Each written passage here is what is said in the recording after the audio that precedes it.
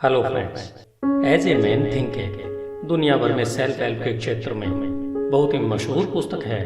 अगर हम कहें कि यह पुस्तक स्वयं को समर्थ बनाना या फिर स्वयं को सिद्ध करने के बारे में लिखी गई है तो अतिशयोक्ति नहीं होगी। यह छोटी सी पुस्तक हमें यह बताने के साथ साथ कि हम महान बन सकते हैं, हमें महान बनने में एक टूल की तरह काम करती है। सत्य हमें उन सीमाओं से मुक्त कर सकता है, वह हमारे जीवन को बदल सकता है जिनसे हम घिरे हुए हैं। सत्य तब बहुत ही शक्तिशाली होता है जब इसे साधारण भाषा में आसान तरीके से पेश किया जाता है। जेम्स एलन हमें इस पुस्तक के माध्यम से स्पष्ट रूप से दिखाते हैं कि कैसे हम उस चाबी रूपी ज्ञान का प्रयोग करके जिस सफलता की हम कल्पना करते हैं उस महानतम सफलता को और उसे प्राप्त करने के तरीकों को खोल सकते हैं। इस पुस्तक को 7 अध्यायों में लिखा गया है जो बेहद सुंदर तरीके से एक दूसरे से जुड़े हुए हैं। जैसे पहला अध्याय है विचार और चरित्र, दूसरा अध्याय परिस्थितियों पर विचार का प्रभाव, व तीसरा अध्याय है शरीर और स्वास्थ्य पर विचार का प्रभाव। इसी तरह से यह लयबद्ध तरीके से आगे बढ़ती है, वह आपको विचार शक्ति का पूरा परिचय करवाती है। यह पुस्तक आपको यह बताती है कि किस तरह हम अपने विचार रूपी यंत्र का प्रयोग कर सकते हैं। जेम्स कहते हैं कि हम वास्तव में वही हैं जो हम सोचते हैं। हमारा चरित्र हमारे विचारों का फल है। आप अपने भाग्य के निर्माता हैं। यह नियम परम सत्य है कि जो खोजेंगे उन्हें मिलेगा, जो दस्तक देंगे उनके लिए दरवाजे खुलेंगे, क्योंकि धैर्य, अभ्यास और निरंतर दृढ़ता के माध्यम से ही आप ज्ञान के मंदिर में दाखिल हो सकते हैं। जेम्स आगे कहते हैं कि आप तब तक परिस्थितियों के द्वारा नियंत्रित रहेंगे जब तक यह सोचते रहेंगे कि हम बाहरी परिस्थितियों से नियंत्रित होने वाले हैं। आपने अगर नेपोलियन हिल के द्वारा लिखित पुस्तक थिंक एंड ग्रो रिच पढ़ी है तो आपने महसूस किया होगा कि विचार की शक्ति कितनी महान है। विचार की शक्ति के माध्यम से क्या कुछ नहीं किया जा सकता है। जेम्स के सूत्रों को और अधिक समझने के लिए हमें इस पुस्तक को भी पढ़ना या इसकी ऑडियो बुक सुननी चाहिए। यह पुस्तक मूल रूप से एक कविता, मन वह मूल शक्ति है जो हर कार्य को एक सांचे में ढालती है और बनाती है के रूप में शुरू होती है। बौद्ध मतानुसार शुरुआत में दी गई कविता उस पुस्तक का सार होती है। अगर आप उस कविता को समझ लेते हैं तो मान लीजिए आपने उस पुस्तक के सार को समझ लिया है और उसमें दी गई एक ऐसी चाबी को खोज लिया है जो आपकी प्रतिभा, शक्ति और जादू के ताले को खोल सकती है। जेम्स एलन द्वारा लिखित पुस्तक एज ए मैन थिंकेथ का एक उपहार के रूप में आनंद लें। यह छोटी सी पुस्तक अपने आप में एक महान खजाना लिए हुए आपके सामने है। धन्यवाद। HindiAudiobook.com। आपका दिन शुभ हो। Hello friends, Hindi audio book में आपका स्वागत है। आज हम जेम्स एलन के द्वारा लिखित पुस्तक एज ए मैन थिंकेथ सुन रहे हैं। जेम्स एलन का जन्म सन 1864 में इंग्लैंड के लिसेस्टर में हुआ था। उनके पिता का देहांत उनके बचपन में ही हो गया था, जिससे उन पर व उनके परिवार पर मुश्किलों का पहाड़ सा टूट पड़ा था। ऐसी परिस्थितियों में उन्हें मात्र 15 साल की आयु में ही पढ़ाई बीच में ही छोड़नी पड़ी थी। साल 1902 तक आते आते उन्होंने फैसला किया कि अब वे केवल लिखने का ही कार्य करेंगे। इस दौरान उन्होंने अपने लेखन कार्य को कॉन्ट्रैक्टर्स के माध्यम से भी किया। अपनी पहली पुस्तक फ्रॉम पॉवर्टी टू पावर पूरी करने के बाद वे इंफ्राकॉम, जो कि इंग्लैंड का दक्षिणी पश्चिम तट है, वहां पर आकर बस गए थे। जेम्स वहां अपनी मृत्यु पर्यंत साल 1912 तक रहे। जेम्स एलन ने अपने जीवन में 19 बेहद सफल व ज्ञानवर्धक पुस्तकें लिखी हैं। आज आप जिस पुस्तक एज ए मैन थिंकेथ को सुनने जा रहे हैं, यह उनकी सर्वश्रेष्ठ पुस्तक मानी जाती है। यह पुस्तक विचार की शक्ति पर एक निबंध नहीं है, बल्कि ध्यान, खोज और अनुभव का बहुआयामी फल है। यह पुस्तक सभी स्त्रियों और पुरुषों को इस सत्य को खोजने में मदद करने की कुंजी है कि वे स्वयं खुद के निर्माता हैं। वे अपने सुख दुख व ज्ञान अज्ञान के मुख्य शिल्पकार उनके खुद के विचार ही होते हैं। इनका निर्माता उनका खुद का मन ही होता है। James Allen, Ilfracombe, England. अध्याय 1, विचार और चरित्र। HindiAudiobook.com। हम वैसे ही हैं जैसा हम अपने मन में सोचते हैं। इस मुहावरे ने केवल हमारे संपूर्ण अस्तित्व को ही नहीं समेटा है, बल्कि यह हमारे संपूर्ण जीवन की हर एक दशा, दिशा और परिस्थितियों पर पूर्ण रूपेण खरा उतरता है। हमारा चरित्र हमारे संपूर्ण विचारों का ही संपूर्ण फल है। हम वास्तव में वही हैं जो हम सोचते हैं। जैसे बिना बीज के एक पौधा नहीं उग सकता, उसी तरह हमारे विचारों में छिपे हुए बीजों के बिना हमारा कोई भी कर्म उत्पन्न नहीं हो सकता। यह सूत्र उन सभी कर्मों पर भी बिना शर्त लागू होता है जिन्हें हम स्वयं प्रेरित या अपूर्व योजित या फिर जिन्हें सोच समझकर किया जाता है। विचारों का मूल कर्म है और यही हमारे सुख दुख का फल है।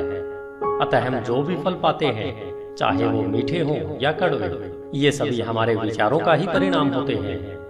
हम आज जो भी हैं, वह सब हमारे मन में उत्पन्न होने वाले विचारों के द्वारा रचित और निर्मित है। यदि हम अपने मन में अज्ञान से ओत-प्रोत बुरे विचारों को पनपने देते हैं और सदा उन्हें ही पालते रहते हैं, तो हम अपनी ओर दुख व दर्द को ही आकर्षित कर रहे हैं और जल्द ही हम दुख से घिरे होंगे, जो हमारे बुरे विचारों का ही परिणाम होगा। इसके विपरीत यदि हमारे मन में हम स्वस्थ और हितकर विचार रखेंगे, तो आनंद और सुख हमारा उसी तरह पीछा करेंगे जैसे धूप में परछाई हमारा पीछा करती है। पुरुष और स्त्री किसी नियम के द्वारा कौशल से रची रचना नहीं है, बल्कि ये तो एक उन्नति है। विचारों का जितना प्रभाव पूर्ण और दृढ़ परलोक में है, उतना ही प्रभाव इस भौतिक जगत में भी है। एक महान और ईश्वरीय चरित्र कोई संयोग से नहीं उत्पन्न होता, बल्कि वह लगातार सही ईश्वरीय विचार सोचने और उनसे लगातार संबंध बनाए रखने से संभव है। इसी प्रक्रिया के द्वारा नीच और पशु वृत्ति वाले मनुष्य लगातार पोषित किए जा रहे हैं, जो दुष्ट व घृणित विचारों का ही परिणाम है। हम खुद के विचारों के द्वारा ही अच्छे या बुरे इंसान बनते हैं। हमेशा हम अपने विचारों की शस्त्रशाला में उन शस्त्रों का संधान करते रहते हैं जिनका प्रयोग हम हमेशा अपने नाश के लिए करते रहते हैं। हम उन उपकरणों को भी बनाते रहते हैं जिनके द्वारा हम अपने जीवन को सुखद, आनंदमय और शांतिमय बनाते हैं। वह साथ ही साथ समाज को भी इसका लाभ देते हैं। हम सही विचारों के चुनाव से व उनके सच्चे प्रयोग के द्वारा दिव्यता और पूर्णता तक उठ सकते हैं। गलत या बुरे विचारों के प्रयोग के द्वारा हम पशु से भी नीचे स्तर तक गिर सकते हैं। इन दोनों चरम चरित्रों के बीच में ही सभी चरित्र स्तर होते हैं, जिनके निर्माता, कारीगर, पालक व स्वामी हम स्वयं होते हैं। इस युग की सबसे ऊर्जावान, ताकतवर, विश्वास से भरा हुआ दिव्य वचन और दिल को सुख देने वाला आत्मा से संबंधित यह सत्य है कि तुम अपने विचारों के मालिक, चरित्र को ढालने वाले, अपनी परिस्थिति, वातावरण और भाग्य के कारीगर और रचयिता खुद हो। शक्ति, बुद्धि और प्रेम की सत्ता और स्वयं के विचारों के स्वामी तुम खुद हो, और तुम्हारे पास ही रूपांतरणकारी व पुनरुत्थान की शक्ति है, जिसके द्वारा तुम खुद को वो बनाते हो जो बनाना चाहते हो। हर परिस्थिति को नियंत्रित करने की चाबी तुम्हारे हाथों में है। तुम अपने हर हाल के स्वामी होते हो, यहाँ तक कि अपनी सबसे कमजोर और दुराचारी परिस्थिति के मालिक भी तुम खुद ही होते हो। उस समय तुम एक कमजोर और बेकार, मूर्ख घर के मालिक होते हो, जो अपने परिवार को गलत ढंग से चला रहा होता है। जब तुम अपनी इस दशा के बारे में सोचते हो और उस सूत्र को, जिससे तुम्हारा अस्तित्व है, को अपनी पूरी ताकत लगाकर ढूंढते हो, तब तुम एक बुद्धिमान स्वामी के नजरिए से अपनी सभी शक्तियों को बुद्धिमत्ता पूर्वक निर्देशित करते हो और अपने विचारों को एक सुखद, फलदायी रूप देने लगते हो। इसे ही एक बुद्धिमान व जागरूक मालिक कहते हैं, जो अपने विचारों के नियमों को खोजकर अपने जीवन को सही दिशा देता है। इस प्रकार खोज, प्रयोग, आत्मविश्लेषण और अनुभव के द्वारा अपने विचारों के सूत्र खोजकर आप भी एक बेहतरीन मालिक बन सकते हैं। आप जानते हैं कि सोने और हीरे को खोजने के लिए गहन खनन करनी पड़ती है। इसी तरह तुम अपनी आत्मा की खान में गहरा खोदोगे, तभी अपने अस्तित्व से जुड़े हर सत्य जान पाओगे। यदि तुम अपने विचारों को देखो, नियंत्रित करो और उन्हें बदलते हो, और दूसरों व अपने जीवन और परिस्थितियों में हो रहे बदलावों के कारण और प्रभावों को महसूस कर, देखकर धैर्यपूर्ण अभ्यास और परख करो। अपने हर अनुभव को, यहाँ तक कि हर दिल के छोटे छोटे बदलावों को भी स्वयं के बारे में आए बदलावों के बारे में जानने के लिए प्रयोग करो, जिससे समझ, बुद्धि और शक्ति जो तुम्हें प्राप्त हो रही है, उसे महसूस करो। फिर तुम शायद बिना चूके इस सत्य को सिद्ध कर सकते हो कि तुम अपने चरित्र को बनाने वाले हो, अपने जीवन को सही सांचे में ढालने वाले हो और अपने भाग्य के निर्माता तुम ही हो। इस दिशा में आगे बढ़ते हुए यह नियम परम सत्य है कि जो खोजेंगे उन्हें अवश्य मिलेगा, जो दस्तक देंगे उनके लिए दरवाजे अवश्य खुलेंगे, क्योंकि दृढ़ता, धैर्य और अभ्यास के द्वारा ही तुम ज्ञान के उज्जवल मंदिर में प्रवेश कर सकते हो। धन्यवाद। HindiAudiobook.com। आपका दिन शुभ हो। हिंदी ऑडियो बुक में आपका स्वागत है। अध्याय 2, परिस्थितियों पर विचार का प्रभाव।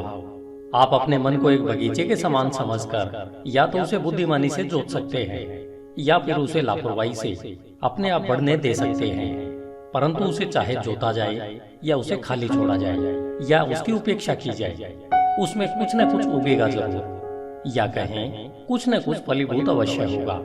अगर उसमें कोई बीज नहीं बोए जाते तो अनावश्यक व बेकार के खरपतवार के बीज उसमें गिरते रहेंगे और वे उगाएंगे। एक माली अपने बगीचे में अनावश्यक खरपतवार को समय समय पर निकालता रहता है और उसमें वही फल फूल और पेड़ पौधे आदि लगाते हैं जिसकी माली को चाह होती है या कहें आवश्यकता होती है। हमें भी अपने मन रूपी बगीचे को एक माली की तरह लगातार देखभाल करते रहना चाहिए। अशुभ, बेकार, अनावश्यक और अनुचित विचारों को पहचानकर अपने मन से निकाल फेंकना चाहिए। वह आवश्यक, शुद्ध, उपयोगी और उत्पादक विचारों को फलों और फूलों की तरह सहेज कर उनकी उचित प्रकार से देखभाल करते रहना चाहिए। इस प्रक्रिया का पालन करते हुए उचित समय अवधि में आप जान पाओगे कि आप ही अपनी आत्मा के प्रमुख मालिक और रक्षक हो। आप ही अपने जीवन के निर्देशक हो। आप ही अपने अंदर विचारों के नियमों को प्रकट कर पाते हो। आप ही हमेशा बढ़ती सत्यता से यह भी समझ पाते हो कि कैसे आपके विचार की शक्तियाँ और मन के अन्य घटक आपके सच्चे चरित्र, सकारात्मक परिस्थितियाँ और उज्जवल भाग्य का निर्माण करने के काम में लगे हुए हैं। विचार और चरित्र एक समान होते हैं, क्योंकि माहौल और परिस्थितियों के द्वारा ही चरित्र निर्मित होता है और प्रकट होता है। इस प्रकार आप हर समय यह देखेंगे कि आपके जीवन की बाहरी परिस्थितियां आपके अंतर्मन के विचारों से परस्पर जुड़ाव और तालमेल में रहेंगी। इसका मतलब यह बिल्कुल नहीं है कि हर समय जैसी आपकी परिस्थिति है वह आपके पूरे चरित्र को ही दर्शाती रहती है। इसका अर्थ यह है कि वे परिस्थितियां आपकी विचारधारा के किसी आवश्यक पहलू से उस समय के लिए इतना करीब से जुड़ी हुई हैं कि वे आपकी प्रगति के लिए आवश्यक हों। आज आप जिस भी स्थिति में हैं, वह सब आपकी सत्ता के नियमों के कारण ही है। आपको इस जगह आपके विचार ही लेकर आए हैं। आपके जीवन की संरचना में संयोग नाम की कोई चीज नहीं है। जो भी है वह उस नियम का ही परिणाम है जो अचूक है। यह बात उनके लिए उतनी ही सही है जो अपनी परिस्थितियों के साथ तालमेल में कमी का अनुभव करते हैं, जितना कि उनके लिए जिन्हें लगता है कि वे परिस्थितियों से संतुष्ट हैं। एक प्रगतिशील और जागरूक सत्ता के रूप में आप जहां पर हो वहां इसलिए हो कि आप उससे सीखकर आगे बढ़ सको। जैसे आप परिस्थिति में निहित आध्यात्मिक शिक्षण को सीख लेते हो, वह निकल जाती है और दूसरी परिस्थितियों के लिए जगह बनाती है। जब तक आप यह विश्वास करते रहोगे कि आप बाहरी परिस्थितियों द्वारा प्रभावित प्राणी हो, तब तक आप परिस्थितियों की मार खाते रहोगे। लेकिन जब आपको यह अनुभव होगा कि आप एक रचनात्मक शक्ति हो और उस छिपी हुई भूमि और बीज जिससे परिस्थितियां पनपती है पर अपना अधिकार जमा सकते हो, तब आप सही मायने में अपने खुद के स्वामी बन जाते हो। आत्म परीक्षण और आत्म संयम का अभ्यास करने वाले सभी लोग यह जानते हैं कि परिस्थितियां विचारों से ही उत्पन्न होती हैं।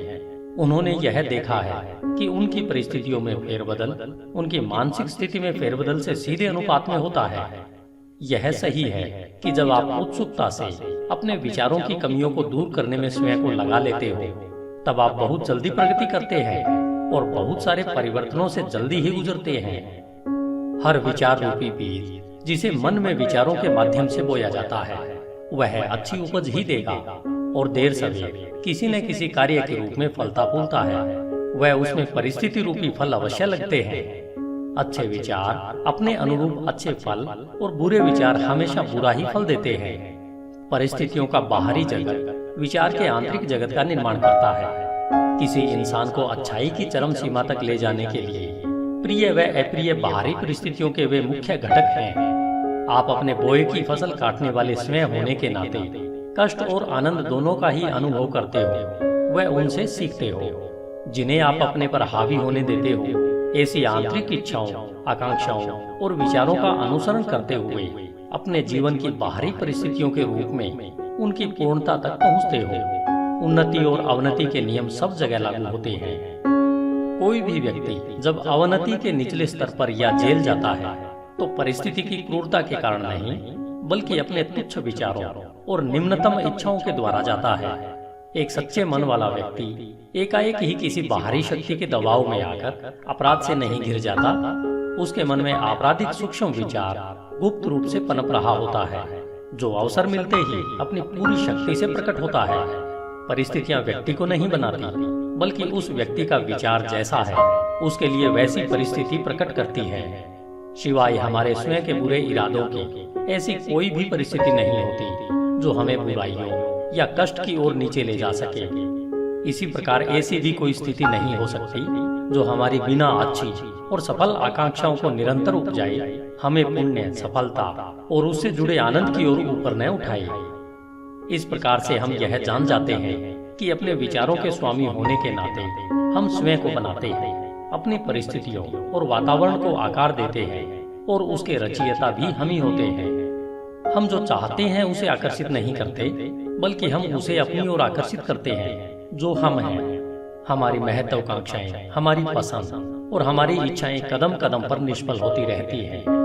हमारे आंतरिक विचार और इच्छाएं स्वयं की खुराक, जो चाहे अच्छा हो या बुरा, उसी के द्वारा पोषित होती है। वह दिव्यता जो हमें आकार देती है वह हमारी आत्मा है जो हमारे अंतर्मन में है। हम स्वयं के द्वारा ही बंदी बनाए गए होते हैं। हमारे स्वयं के विचार और कर्म हमारे भाग्य के जेलर हैं। यदि वे तुच्छ हैं तो हमें बंदी बनाते हैं, और अगर वे अच्छे हैं तो हमें मुक्त करते हैं।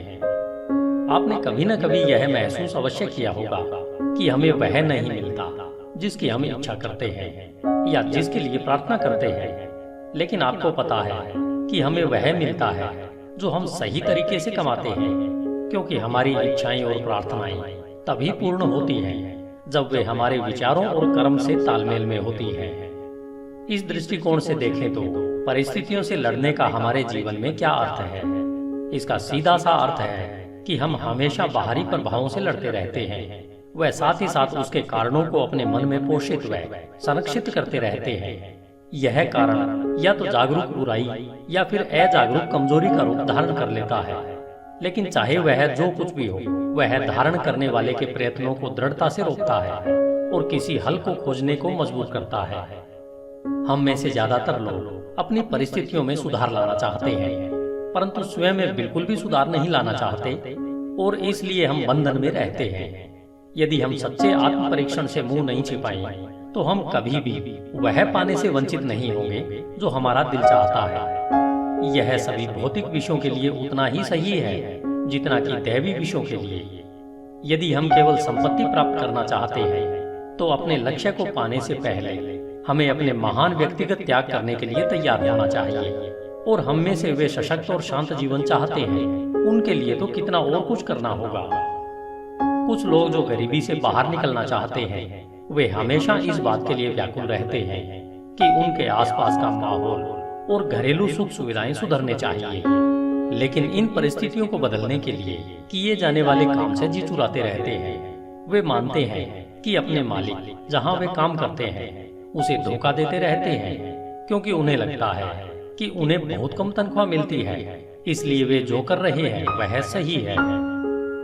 ये लोग इस साधारण से मूलभूत सिद्धांत को नहीं समझ पा रहे हैं, जो कि सच्ची समृद्धि का आधार है, और न केवल अपनी गरीब स्थिति से बाहर निकलने के लिए योग्य है, बल्कि बुरी परिस्थितियों के बारे में सोच सोचकर उसे वास्तव में अपने जीवन में आकर्षित कर लेते हैं। ऐसे लोग कमजोर, आलसी और हमेशा भ्रमित विचारों में जी रहे होते हैं। कुछ अमीर लोग हैं जो पेटुपन की वजह से लगातार दर्दनाक बीमारियों से ग्रस्त हैं। वे इन बीमारियों से छुटकारा पाने के लिए ढेर सारा पैसा खर्च तो करना चाहते हैं, परंतु ज्यादा खाने की आदत को बदलने के लिए तैयार नहीं हैं। वे ज्यादातर चटपटे और मजेदार खाने की अपनी इच्छा को हमेशा संतुष्ट करना चाहते हैं, और अच्छा स्वास्थ्य भी चाहते हैं। ऐसे लोग अच्छे स्वास्थ्य के लिए अयोग्य हैं क्योंकि उन्होंने स्वस्थ जीवन के पहले सिद्धांत को अभी तक नहीं सीखा है। कुछ मालिक हैं जो गलत रास्ते से धन कमाकर अमीर और ज्यादा अमीर होना चाहते हैं, जिसके लिए वे चालाकी से सही वेतन न देकर ज्यादा काम करवाना चाहते हैं। ऐसे मालिक समृद्धि के बिल्कुल योग्य नहीं है। जब इनका प्रतिष्ठा और समृद्धि दोनों ही मामलों में दिवाला निकल जाता है, तब ये लोग परिस्थितियों को दोष देते रहते हैं, लेकिन वे यह नहीं जानना चाहते कि अपनी इस परिस्थिति के वे ही पटकथा लेखक हैं। ये 3 उदाहरण मात्र इस सत्य को बताने के लिए कहे गए हैं कि लोग अपनी परिस्थितियों को बिना जाने निरंतर उन विचारों और इच्छाओं को प्रोत्साहित कर रहे हैं जो उन अच्छे फल से संभवतः तालमेल नहीं खाते हैं जो वे चाहते हैं। वे ऐसा करते हुए अच्छे फल को निरंतर निष्फल कर रहे हैं। ऐसे किस्से कई गुना बढ़ सकते हैं और निरंतर चल सकते हैं, लेकिन इसकी आवश्यकता नहीं है। यदि हम दृढ़ निश्चय कर लें कि हम अपने मन और जीवन में विचार के नियम के क्रम को खोजेंगे, और जब तक ऐसा नहीं होगा तब तक केवल बाहरी तथ्य तर्क के लिए पर्याप्त नहीं हो सकता। परिस्थितियां फिर भी इतनी जटिल है, विचार इतना गहराई से बैठा है और व्यक्ति व्यक्ति में प्रसन्नता की अवस्था इतनी भिन्न है कि हमारी समस्त आत्मदशा जो हमें पता है केवल जीवन के बाहरी पहलू के तहत किसी के द्वारा आंकी नहीं जा सकती है। कोई व्यक्ति किन्हीं कार्यों में ईमानदार हो सकता है परंतु अभावग्रस्त है, जबकि दूसरा व्यक्ति कई कार्यों में बेईमान हो सकता है फिर भी खूब संपत्ति हासिल करता है। और इसका अधिकतर मतलब निकाला जाता है कि कोई व्यक्ति इसलिए असफल होता है क्योंकि वह ईमानदार है और दूसरा व्यक्ति इसलिए सफल है कि वह बेईमान है। और यह सतही निर्णय के फलस्वरूप होता है जो यह मान लेता है कि बेईमान व्यक्ति लगभग पूरी तरह से भ्रष्ट है और ईमानदार व्यक्ति लगभग पूरी तरह से पुण्यात्मा है। गहन ज्ञान और विस्तृत अनुभव के आधार पर यह निर्णय गलत माना जाता है। बेईमान व्यक्ति में भी कुछ ऐसे प्रशंसनीय गुण हो सकते हैं जो दूसरों में नहीं है, और ईमानदार व्यक्ति में कुछ ऐसे दुर्गुण हो सकते हैं, चाहे सूक्ष्म ही क्यों न हो, जो दूसरों में नहीं होते हैं। ईमानदार व्यक्ति अच्छे विचारों और कर्मों के कारण अच्छा फल पाते हैं, परंतु अपने दुर्गुणों के कारण कष्ट का भी अनुभव करते हैं। बेईमान व्यक्ति उसी तरह से कष्ट या हर्ष का अनुभव करता है। मानव अहम को यह मानना अच्छा लगता है कि व्यक्ति अपने सद्गुणों के कारण कष्ट में होता है, परंतु जब तक हम अपने मन से हर रोगी, कटु और अशुद्ध विचार को निकाल नहीं फेंकते हैं और अपनी आत्मा से हर अस्वस्थ दाग को साफ नहीं कर देते हैं, तब तक हम उस स्थिति में नहीं हो सकते हैं जहां हम यह जान पाएं और घोषित कर पाएं कि हमारा कष्ट हमारे बुरे विचारों के कारण है, न कि हमारे अच्छे गुणों के फलस्वरूप है। उस परम पूर्णता के पथ पर पहुंचने से बहुत पहले हमें अपने जीवन और मन में कार्यशील उस महान नियम का पता चल जाएगा जो पूर्णतः न्याय संगत है, जो बुरे के बदले अच्छा या अच्छे के बदले बुरा नहीं देगा। जब हमें ऐसा ज्ञान होता है तब हम यह जान पाते हैं अपने पूर्ण के अज्ञान और अंधेपन को देखते हुए कि हमारा जीवन अभी और सदा से ही न्याय संगत रहा है। हमारे पूर्व के सारे अच्छे या बुरे अनुभव हमारे विकसित होते हुए फिर भी अविकसित आत्मा के ही उचित परिणाम है। अच्छे विचार और कर्म कभी भी बुरे परिणाम नहीं दे सकते, और इसके विपरीत भी इतना ही सही है कि बुरे विचार और कर्म कभी अच्छे सुखद परिणाम नहीं दे सकते। हम प्रकृति जगत में इस नियम को भलीभांति जानते हैं और समझते हैं, वह इसके अनुसार काम भी करते हैं कि आम के बीज से आम का पेड़ ही उगेगा और बबूल के बीज से केवल बबूल का पेड़ ही उगेगा और वैसे ही फल देगा।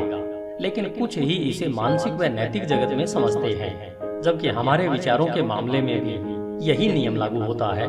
वहाँ भी यह उतना ही सहज व अटल है। इसे न समझने पर हमें परेशानी उठानी पड़ती है, और तब ये नियम हमारी इच्छाओं के अनुरूप सहयोग नहीं देते हैं। कष्ट व पीड़ा गलत दिशा में लगाए गए गलत विचारों का प्रभाव है। यह एक संकेत है कि हमारा अपने आप से, अपने अस्तित्व के नियम से तालमेल नहीं रहा है। कष्ट का एकमात्र और उच्चतम कार्य है शुद्धि करना। वह सब जो बेकार और अशुद्ध है उसे जला देना। वे जो शुद्ध हैं उनके लिए कष्ट खत्म हो जाते हैं। एक बार जब सोने से मैल हट जाता है तो उसे जलाते रहने का कोई मतलब नहीं होता है। और इसी तरह से पूर्ण रूपेण शुद्ध व साक्षात्कारी पुरुष कष्ट में नहीं रहता। वह परिस्थितियां जिनका हम कष्ट से सामना करते रहते हैं वे हमारी मानसिक विसंगतियों का परिणाम है। वे परिस्थितियां जिनका हम कृपा व आनंद से सामना करते हैं वे हमारी मानसिक संगति का नतीजा है।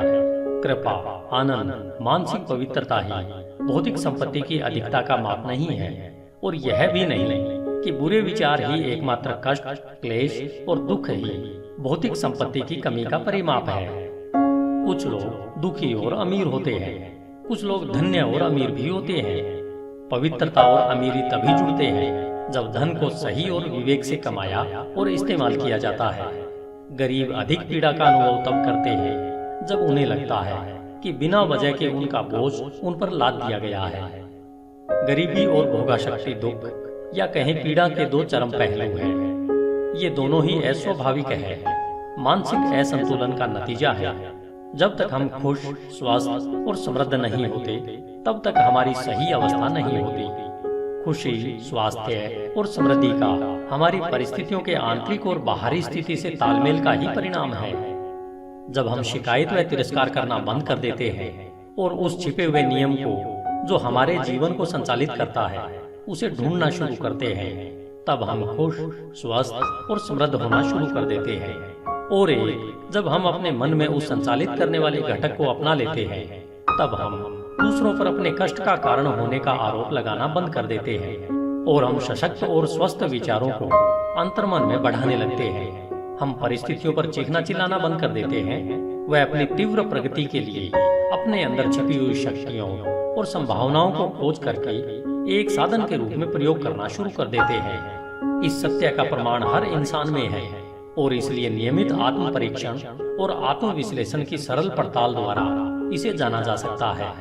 हम मूलभूत तौर पर अगर अपने विचारों को बदलते हैं तो हम अपने जीवन की भौतिक परिस्थितियों में आए त्वरित बदलाव को देखकर आश्चर्यचकित रह जाएंगे।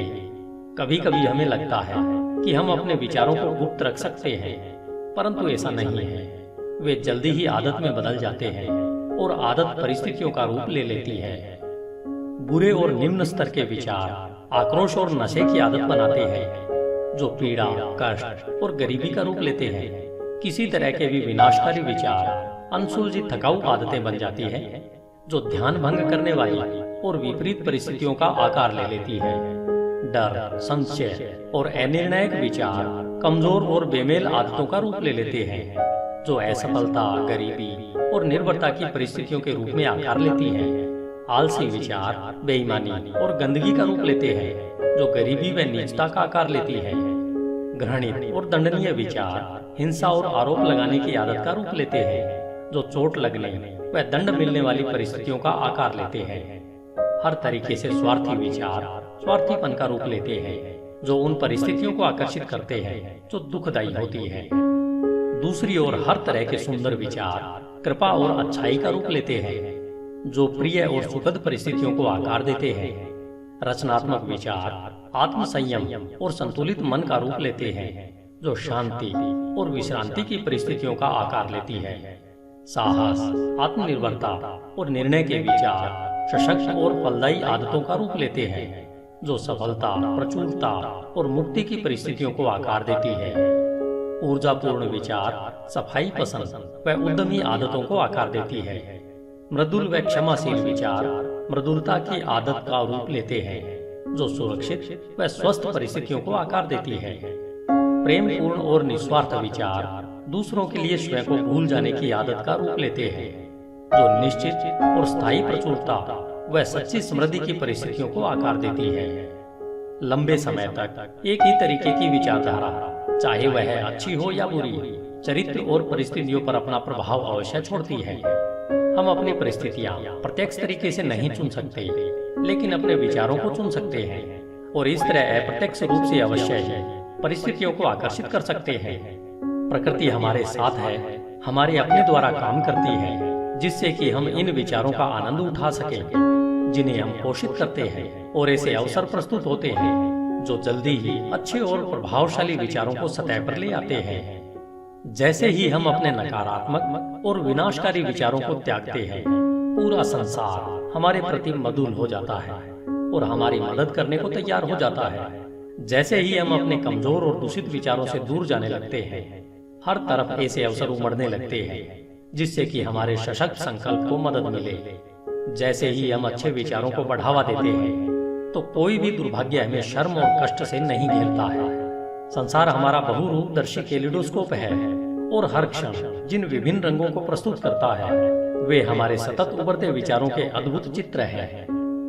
धन्यवाद। HindiAudiobook.com। आपका दिन शुभ हो। Hello friends, Hindi audio book में आपका स्वागत है। अध्याय 3, शरीर और स्वास्थ्य पर विचार का प्रभाव। As a man thinketh, written by James Allen. हमारा शरीर हमारे मन के आदेशों का अक्षरशः पालन हमेशा एक सेवक की तरह करता है। यह मन के हर क्रियाकलापों का पालन करता है, चाहे फिर वे सोच विचार कर चुने गए हों या स्वतः प्रकट हुए हों। मन के दूषित, नकारात्मक व बुरे विचारों के कारण हमारा शरीर बीमार पड़ जाता है, जिससे हम पतन की ओर अग्रसर होते हैं। और अगर हमारे मन में खुश, सुंदर, स्वस्थ और सकारात्मक विचार हैं, तो इनकी आज्ञा पर हमारा शरीर सुंदर, सफल और यौवन से भरपूर सुसज्जित हो जाता है। रोग और स्वास्थ्य की भी परिस्थितियों की तरह हमारे विचारों में जड़ें होती है। रोगग्रस्त विचार अपने लिए आपके शरीर को बीमार बना लेंगे। समय समय पर हुई रिसर्च में यह पाया गया है कि डर के विचार व्यक्ति को उतनी ही जल्दी मार डालते हैं जितनी जल्दी एक बंदूक की बुलेट। वे लाखों लोगों को निरंतर इसी तरह धीरे धीरे मार रहे हैं।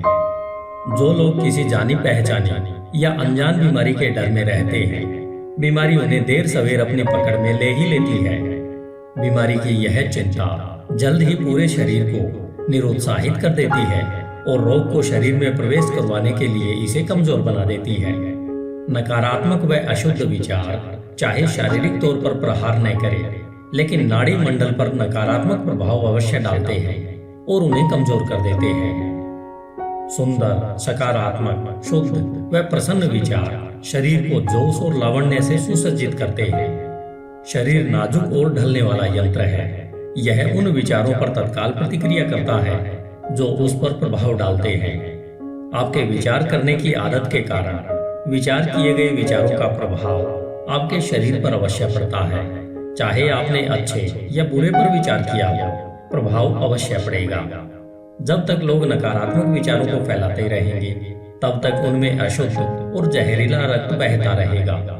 शुद्ध हृदय और मनन से शुद्ध जीवन और शुद्ध शरीर उत्पन्न होता है।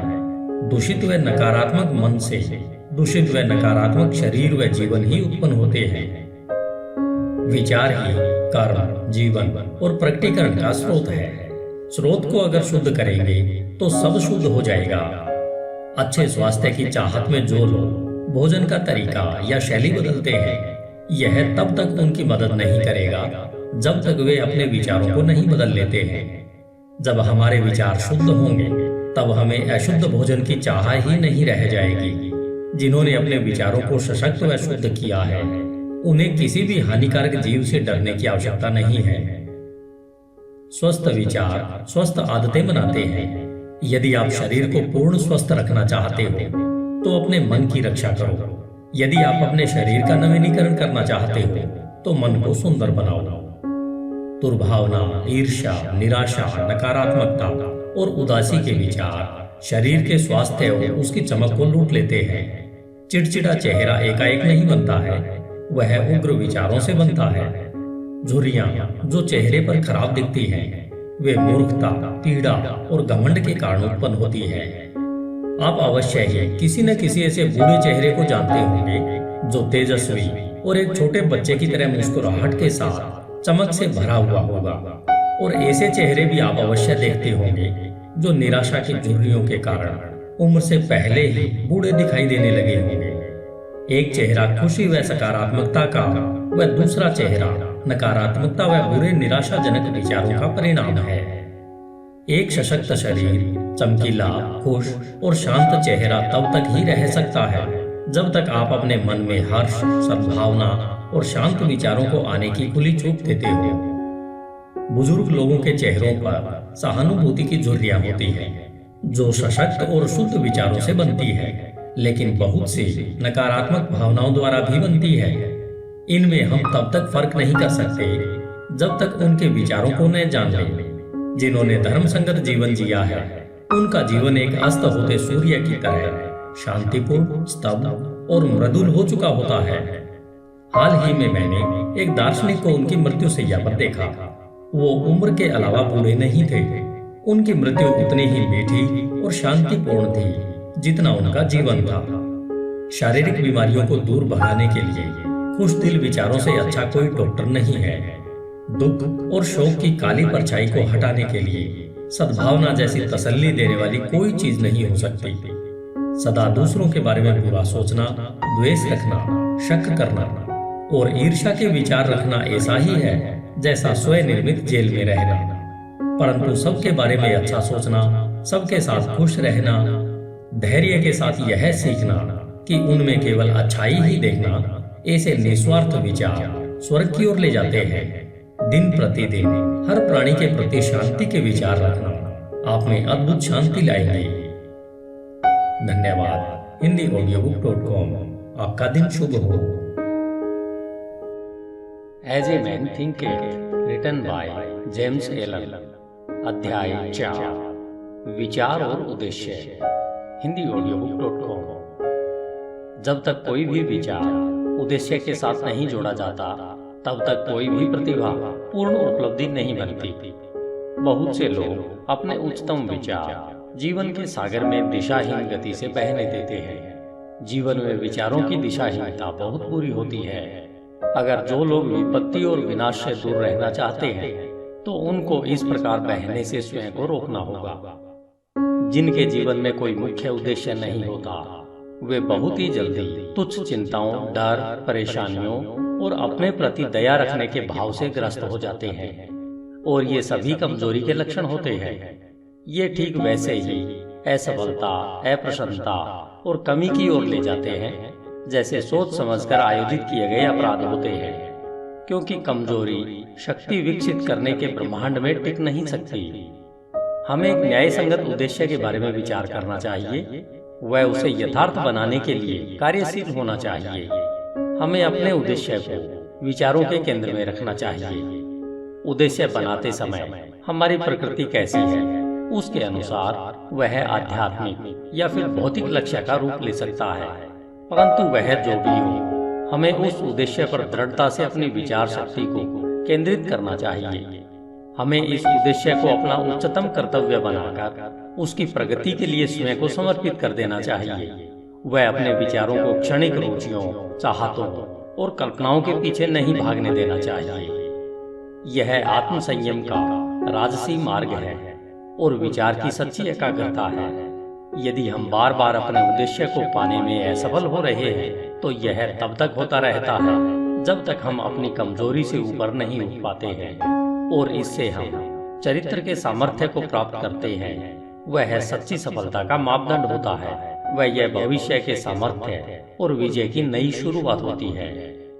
जिनका कोई महान उद्देश्य नहीं होता है, उन्हें अपने विचारों को कर्तव्य के अचूक प्रदर्शन पर केंद्रित करना चाहिए, फिर चाहे उनका कार्य कितना ही छोटा क्यों न दिख रहा हो। केवल इसी तरीके से विचारों को एकत्रित करके केंद्रित किया जा सकता है। वह संकल्प और ऊर्जा को विकसित किया जा सकता है।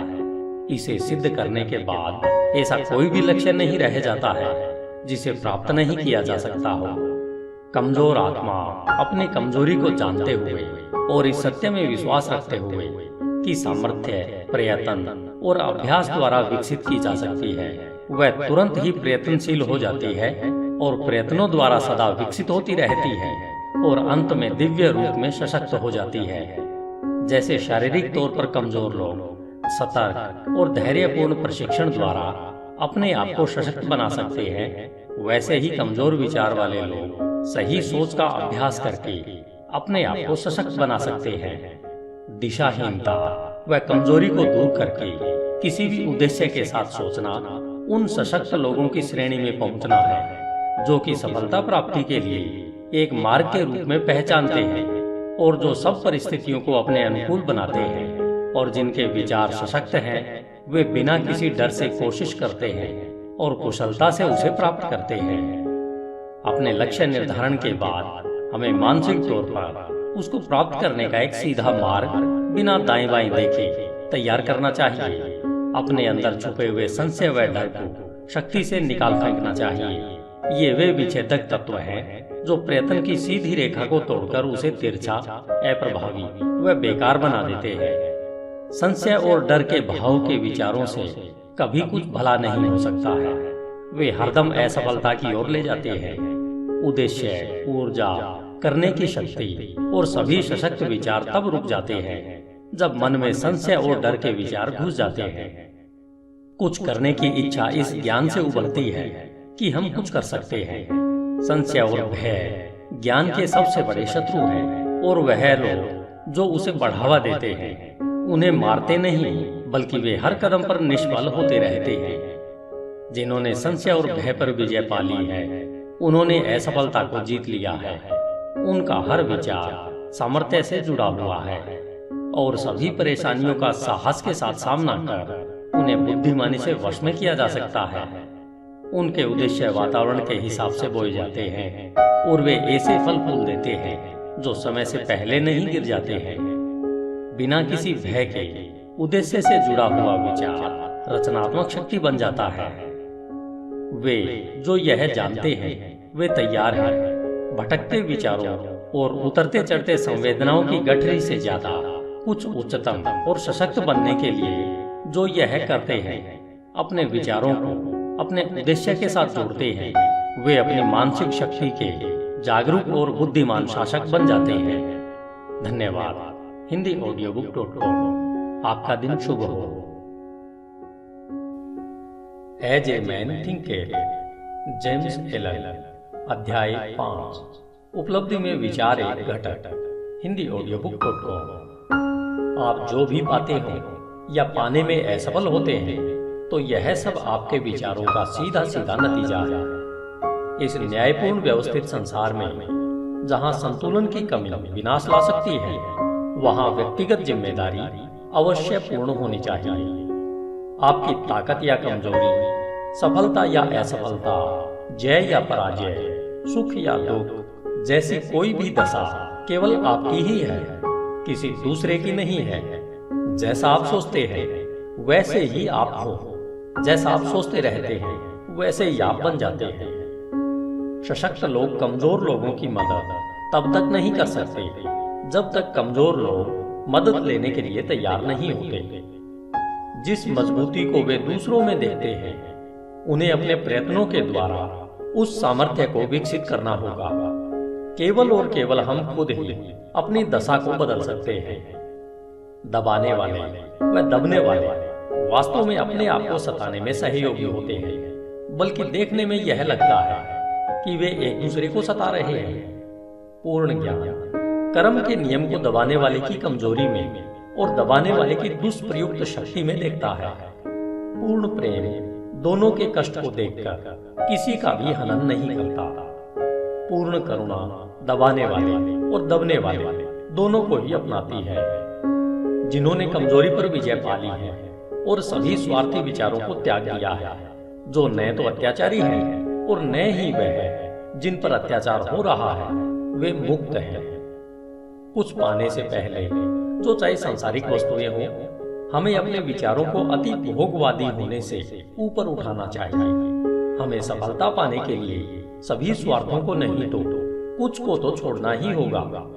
अगर हमारे सभी विचार भोगवादी हैं, जिससे हम न तो ठीक प्रकार से सोच सकते हैं और न ही ठीक योजना बना पाते हैं, इसलिए हम ज्यादातर क्षेत्रों में असफल होते हैं। हमने अभी तक अपने विचारों को प्रभावशाली तरीके से नियंत्रित नहीं किया है और इसलिए हम गंभीर जिम्मेदारियों को अपनाने के योग्य नहीं होते। हम न तो अकेले कोई कार्य करने में स्वतंत्र हैं और न ही अकेले खड़े रहने में। हमने जो विचार चुने हैं हम उनके द्वारा सीमाबद्ध हैं। बिना त्याग के न तो प्रगति हो सकती है न कोई उपलब्धि मिल सकती है। वह हमारी सांसारिक सफलता इस बात के सीधे अनुपात में होगी कि हमने किस हद तक स्वार्थी भोगाशक्त विचारों पर काबू पा लिया है और अपने मन को अपनी योजनाओं के विकास और अपने संकल्प और आत्मविश्वास को सशक्त करने में लगाया है। हम जितनी उच्चता अपने विचारों में लाएंगे उतने ही ज्यादा धर्म संगत, सही और आदर्शवादी हम बन पाएंगे। और उतनी ही ज्यादा हमारी सफलता होगी। वह हमारी उपलब्धियां उतनी ही अधिक आशीर्वादित व स्थायी होंगी। लोभी, बेईमान व दुष्ट इंसान का साथ ब्रह्मांड कभी नहीं देता, लेकिन सरसरी तौर पर लग सकता है कि ऐसा हो रहा है। वह ईमानदार, उदार हृदय व पुण्यात्मा की मदद करता है। समस्त योगों के महान शिक्षकों ने यह अलग अलग तरीके से दुनिया को बताया है कि इसको जानने व सत्य साबित करने के लिए आपको विचारों को उच्च करके अपने आप को पुण्यात्मा बनाने में कार्यरत रहना है। बौद्धिक उपलब्धियां, ज्ञान की खोज या जीवन और प्रकृति में सुंदरता व सत्य की खोज में अर्पित विचारों का नतीजा है। ऐसी उपलब्धियां कई बार महत्वाकांक्षाओं व अभिमान से जोड़ी जा सकती हैं, परंतु वे इन विशेषताओं का परिणाम नहीं है, वरन लंबे और कठिन परिश्रम का व शुद्ध और निस्वार्थ विचारों का स्वाभाविक नतीजा है। आध्यात्मिक उपलब्धियां पवित्र महत्वाकांक्षाओं की सिद्धि है। जो लोग लगातार पुण्य व उच्च विचारों की भावना रखते हैं, जो उन सब पर चिंतन करते हैं जो शुद्ध व निस्वार्थ हैं, सूर्य और चंद्र की पूर्णता की तरह अवश्य ही अपने चरित्र में पुण्यात्मा व ज्ञानी बनते हैं और एक प्रभावशाली और धनी स्थिति तक ऊपर पहुंचते हैं। हम संसार में उच्च सफलता पा सकते हैं और आध्यात्मिक लोक में भी उच्च स्थिति तक उठ सकते हैं, और दंभी, स्वार्थी व दूषित विचारों को अपने में समाकर हम कमजोर और दुर्भाग्यशाली स्थिति में गिर सकते हैं। सही विचार द्वारा प्राप्त विजय को केवल सार्थकता द्वारा ही बनाए रखा जा सकता है। जब सफलता मिलना तय होता है तो बहुत से चूक जाते हैं और शीघ्र ही असफलता को चखते हैं। समस्त उपलब्धियां चाहे व्यापार, बौद्धिक या आध्यात्मिक जगत में हो, निश्चित रूप से निर्देशित विचारों का फल है और उसी नियम के अधीन है और उसका वही तरीका है। फर्क सिर्फ प्राप्ति के लक्ष्य में है। वे जिन्हें बहुत कम मिलता है उन्हें थोड़ा त्याग भी करना चाहिए, और जो ज्यादा प्राप्त करते हैं उन्हें ज्यादा त्याग करना चाहिए। वे जिन्हें उच्चतम मिलता है उन्हें महान त्याग करना चाहिए। धन्यवाद। hindiaudiobook.com। आपका दिन शुभ हो। As a man thinketh, James Allen. अध्याय 6, परिकल्पनाएं और आदर्श। स्वप्न देखने वाले इस संसार के मसीहा हैं। जिस तरह से दृश्य जगत अदृश्य द्वारा पोषित है, उसी तरह मानवता सभी परीक्षाओं, गलतियों और कष्ट में उसके योगी स्वप्न देखने वालों की सुंदर परिकल्पनाओं द्वारा पोषित होती है। मानवता अपने स्वप्न दृष्टाओं को भूल नहीं सकती। वे उनके आदर्शों को ऐसे ही फीका पड़कर मर जाने नहीं दे सकती। वह उनमें रहती है। वह उन्हें वास्तविकताओं जैसा मानती है, जैसे कि एक दिन वह उन्हें देखेगी और जान पाएगी। संगीतकार, मूर्तिकार, चित्रकार, कवि, पैगंबर, ऋषि, ये जगत के परे की दुनिया के बनाने वाले हैं। स्वर्ग के शिल्पकार हैं। यह जगत सुंदर है क्योंकि ये इसमें रहते हैं। उनके बिना श्रमकारी मानवता मिट जाएगी। जो अपने हृदय में एक सुंदर परिकल्पना को वह उच्च आदर्श को संजोते हैं, एक दिन उसे साकार कर पाएंगे। कोलंबस ने एक दूर देश की कल्पना को संजोया था और उसने उसे खोज निकाला।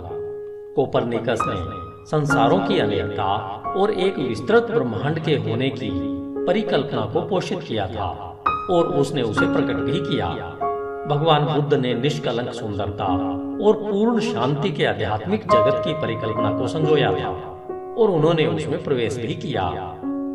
अपनी परिकल्पनाओं को पोषित करो, अपने आदर्शों को पोषित करो।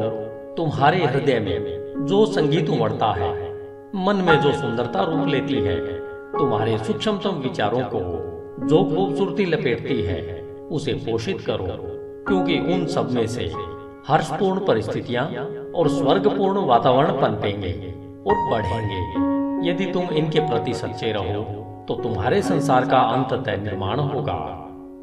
चाहने से तुम पाओगे, आकांक्षा रखने से प्राप्त करोगे।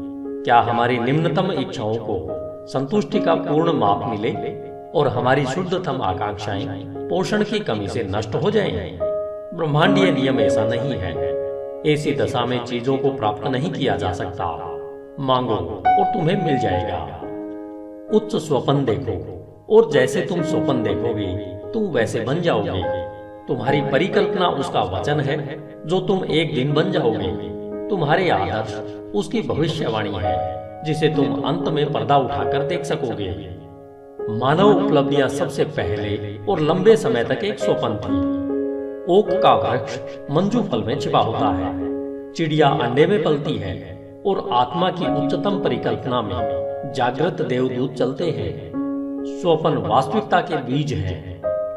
तुम्हारी परिस्थितियां हो सकता है प्रतिकूल हो, परंतु वे ऐसा लंबे समय तक नहीं रहेंगी। यदि तुम एक आदर्श को मन में रखकर उसे पाने के लिए जी जान लगा दो, बाहर शांत खड़े रहकर तुम अंतर में यात्रा नहीं कर सकते। एक युवती है और एक युवक है।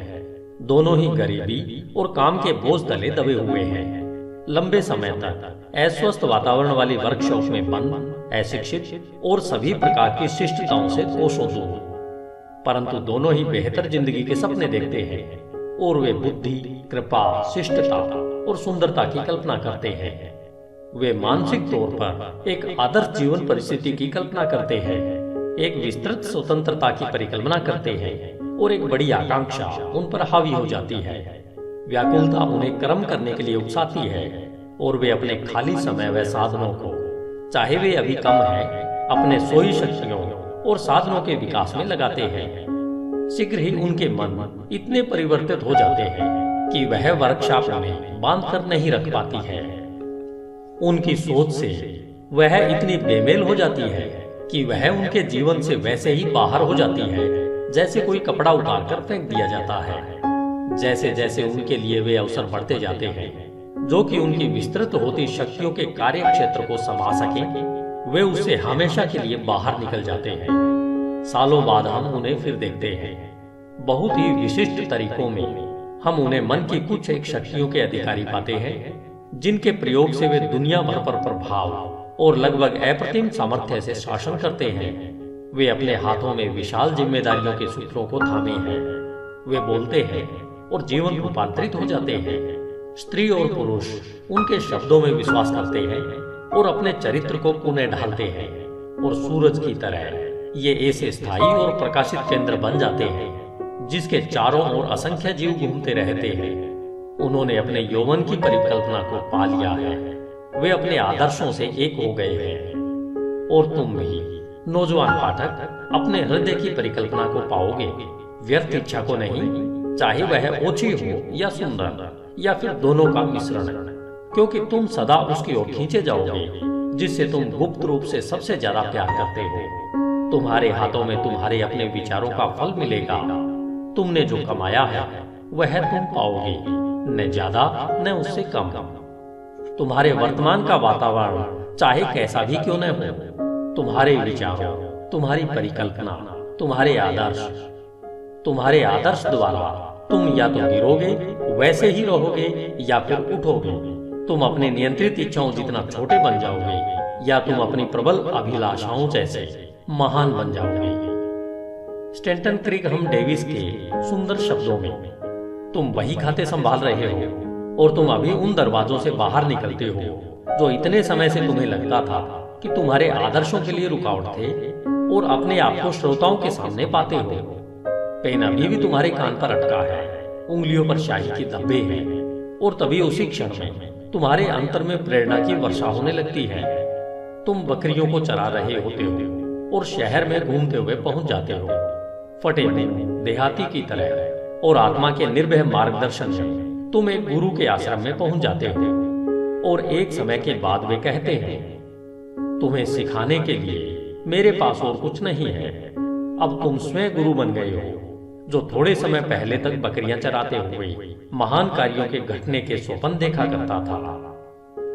बेपरवाह, अज्ञानी और आलसी केवल चीजों के लिए प्रत्यक्ष प्रभाव को देखते हुए, न कि स्वयं चीजों को, भाग्य, किस्मत और संयोग के बारे में बात करते हैं।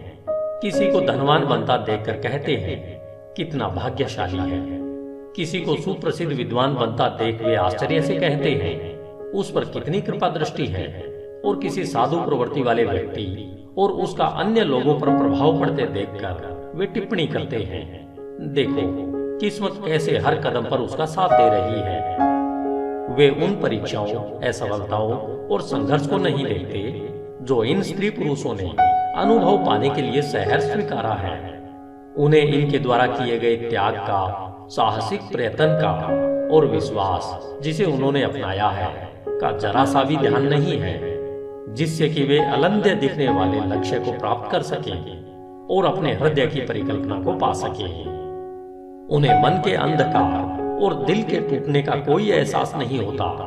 उन्हें केवल प्रकाश और प्रसन्नता दिखती है और वे उसे भाग्य कहते हैं। वे लंबी और कठिन यात्रा नहीं देखते, केवल सुखी परिणाम को देखते हैं और वे उसे सद्भाग्य कहते हैं। वे प्रक्रिया को नहीं समझते, केवल नतीजा देखते हैं और उसे संयोग कहते हैं। हर मानव कार्य में प्रयत्न है और फल भी है, और प्रयत्न कितना सशक्त है इसे फल से मापा जाता है। यह कोई संयोग नहीं है। कहे जाने वाले उपहार, शक्ति, भौतिक, बौद्धिक और आध्यात्मिक अधिकार प्रयत्न के हैं। वे पूर्ण किए हुए विचार हैं, प्राप्त किए हुए लक्ष्य हैं, साकार परिकल्पनाएं हैं। वह परिकल्पना जिसकी तुम अपने मन में प्रशंसा करते हो, वह आदर्श जिसे तुमने अपने हृदय में विराजित कर रखा है, उससे तुम अपने को बनाओगे और यही तुम बन जाओगे। धन्यवाद। HindiAudiobook.com। आपका दिन शुभ हो। As a man thinketh, James Allen. अध्याय 7, प्रशांति। HindiAudiobook.com। मन की शांति ज्ञान का एक सुंदर मणि है। वह आत्मसंयम के लंबे और धैर्यपूर्ण प्रयत्न का नतीजा है। उसकी उपस्थिति परिपक्व अनुभव का और नियम व विचारों के उच्च ज्ञान व कार्यकलाप का चिन्ह है। हम उसी मात्रा में शांत होते हैं जितना हम विचार, विकसित अस्तित्व के रूप में स्वयं को समझते हैं, क्योंकि ऐसा ज्ञान विचार के फलस्वरूप निश्चित ही दूसरों को समझने की क्षमता रखता है। और जैसे हम सही समझ को विकसित करते हैं और कारण व प्रभाव के आधार पर आंतरिक भावनाओं व विचारों को अधिक स्पष्टता से समझते हैं, हम चीखते चिल्लाते नहीं और चिंतित व दुखी नहीं होते। हम संतुलित, वचनबद्ध और शांत रहते हैं। वे लोग जो शांत हैं, जिन्होंने स्वयं को नियंत्रित करना सीखा है, जानते हैं कि स्वयं को दूसरों के माफिक कैसे बनाया जाए, और ये दूसरे बदले में शांत लोगों की आध्यात्मिक सामर्थ्य का सम्मान करते हैं और यह सोचते हैं कि उससे सीख सकते हैं और उस पर भरोसा कर सकते हैं। जितने अधिक प्रशांत हम बन जाते हैं, उतनी अधिक हमारी सफलता, हमारा प्रभाव व अच्छाई के लिए हमारा सामर्थ्य होता है। उदाहरण के लिए, साधारण सी बिक्री करने वाले लोग भी जैसे जैसे अपने आत्मनियंत्रण और समभाव को बढ़ा देंगे, उनकी व्यावसायिक प्रचुरता बढ़ती जाएगी, क्योंकि लोग ऐसे लोगों के साथ ही काम करना पसंद करेंगे जिनका व्यवहार अच्छा व स्थिर है। सशक्त और शांत लोगों को सदा सम्मान मिलता है, वह उनसे प्यार किया जाता है। वे प्यासी भूमि में छांव देने वाले पेड़ या फिर तूफान में पनाह देने वाली चट्टान की तरह होते हैं। शांत हृदय, मीठा स्वभाव व संतुलित जीवन किसे पसंद नहीं है। इससे कोई फर्क नहीं पड़ता कि वर्षा होती है या सूरज चमकता है, या इन आशीर्वादों को पाने वालों के जीवन में क्या परिवर्तन आते हैं। वे हरदम मधुर और शांत रहते हैं। वह चरित्र की विशिष्टता जिसे शांतता कहते हैं, संस्कृति का आखिरी सबक है। वह जीवन का फूल ना है, आत्मा का फल ना है। वह ज्ञान की तरह मूल्यवान है और उसकी सोने से भी ज्यादा कामना करनी चाहिए। हाँ, उत्कृष्ट सोने से भी ज्यादा। पैसे को पाने की चाह कितनी तुच्छ लगती है जब उसकी तुलना एक शांत जीवन, जो सत्य के सागर में लहरों के नीचे आंधी तूफान की पहुंच से परे शाश्वत शांति में बसता है।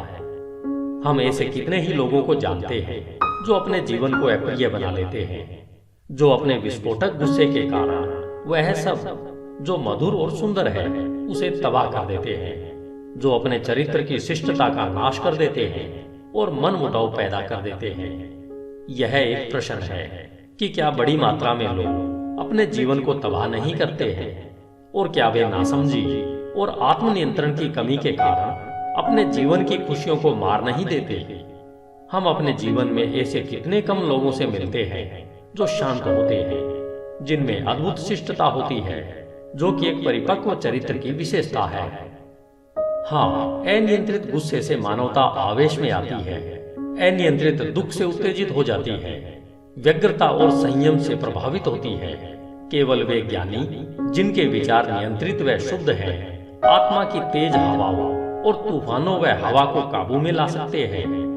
तूफान में डावाडोल आत्मा, चाहे तुम कहीं भी क्यों न हो, चाहे किसी भी परिस्थितियों में क्यों न रहते हो, यह जानती है कि जीवन के समुद्र में पवित्रता के द्वीप मुस्कुरा रहे हैं और तुम्हारे आदर्शों का उजला किनारा तुम्हारे आने का इंतजार कर रहा है। विचारों की पतवार को अपने हाथों में कसकर पकड़ कर रखो। तुम्हारी आत्मा के जहाज में प्रबल स्वामी आराम करता है, वह केवल सोता है, उसे जगाओ।